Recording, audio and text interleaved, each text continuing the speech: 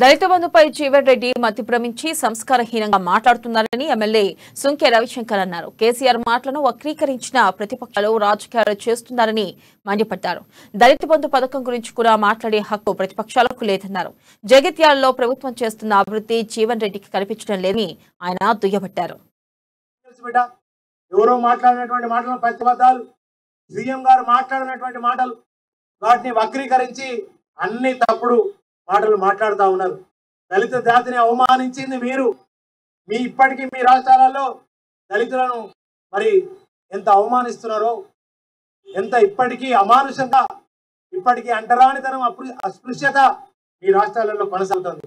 ఇలా భారతీయ జనతా పార్టీ పాలించే రాష్ట్రాలలో కూడా దళితులు ఇప్పటికీ ఒక పెళ్లి చేసుకొని ఒక గుర్రం మీద పోతా ఉంటే ఆయనను కాల్చి చంపినటువంటి చరిత్ర.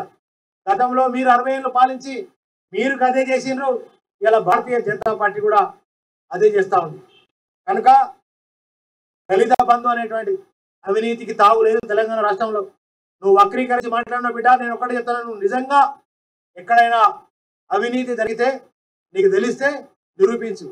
కానీ తప్పుడుగా అక్రమంగా 70,000 రూపాయలు 50,000 రూపాయలు ఒక్కొక్కరు వాళ్ళు సంపాదిస్తున్నారు.